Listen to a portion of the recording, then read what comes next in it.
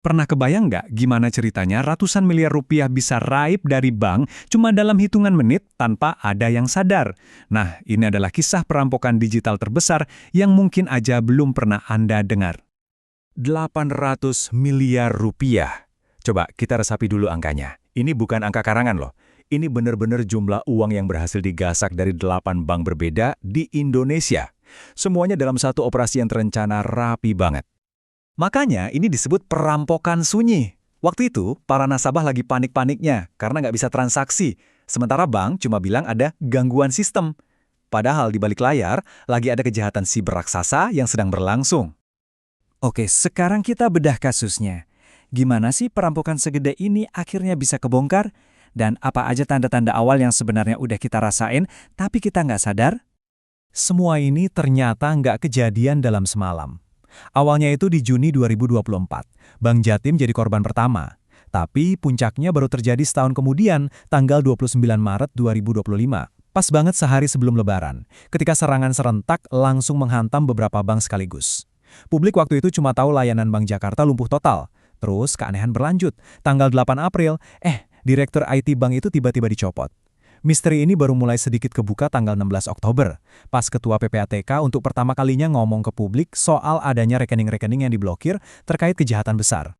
Jadi, waktu Anda dengar pengumuman pemeliharaan sistem atau gangguan layanan sementara, kenyataannya itu jauh lebih gawat. Ini bukan sekedar masalah teknis biasa, ini perampokan digital yang nyerang banyak bank. Saking parahnya, sistem BI Fast milik Bank Indonesia untuk 28 bank bahkan harus dimatiin sementara sebagai tindakan darurat. Nah, ini yang jadi pertanyaan utamanya. Gimana caranya para peretas ini bisa ngelakuin semua itu? Gimana mereka bisa nembus benteng pertahanan digital bank yang katanya super aman? Jadi, gimana caranya mereka bisa nembus pertahanan bank? Ini bukan perampokan biasa loh, kayak skimming kartu ATM atau yang butuh bantuan orang dalam. Menurut hasil investigasi, nggak ada satupun karyawan yang terlibat. Ini murni kejahatan cyber yang super canggih yang nyerang celah yang nggak pernah diduga sebelumnya. Kuncinya ada di sesuatu yang namanya middleware. Gampangnya gini deh, anggap aja ini kayak jembatan software dari pihak ketiga. Bank-bank gede bisa bangun jembatan mereka sendiri buat nyambung ke jaringan BI Fast. Tapi buat bank-bank skala menengah ke bawah, bangun sendiri itu mahal banget. Jadi mereka nyewa jembatan ini. Dan disitulah celahnya ditemuin.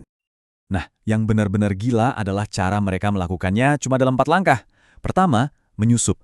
Mereka masuk ke jaringan internal bank pakai teknik spoofing, jadi mereka pura-pura jadi pihak yang sah dan bisa dipercaya. Kedua, melewati.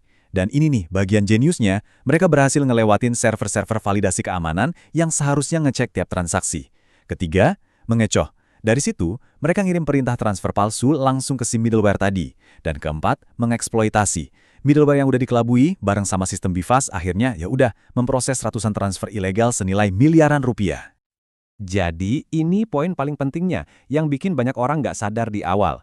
Uangnya itu nggak dicuri dari rekening tabungan nasabah perorangan kayak kita-kita. Uangnya diambil langsung dari dana cadangan milik bank yang namanya rekening settlement. Ibaratnya nih, mereka nggak nyopetin dompet pengunjung mall satu-satu, tapi langsung ngebobol berangkas utama mallnya. Oke, ngambil uangnya itu satu hal. Tapi gimana caranya mereka bikin ratusan miliar rupiah itu lenyap tanpa jejak? Yuk kita lihat jejak uang yang dirancang biar nggak bisa dilacak ini. Coba deh lihat angka-angka dari kasus Bank Jakarta ini. 228 miliar rupiah ludes cuma dalam waktu sekitar 30 menit. Semua itu terjadi lewat lebih dari 900 transaksi yang dikirim ke 37 rekening penampung awal. Kecepatan dan skalanya ini benar-benar luar biasa. Dari 37 rekening awal itu, uangnya langsung diputer lagi cepet banget. Berlapis-lapis lewat ratusan rekening lainnya. Tujuannya cuma satu, bikin jejaknya pusing. Dan langkah terakhirnya, semua uang itu diubah jadi aset kripto yang hampir mustahil buat dilacak. Dan di sini kita bisa lihat betapa luasnya jaringan mereka. Di satu sisi ada miliaran rupiah yang lagi diputer-puterin.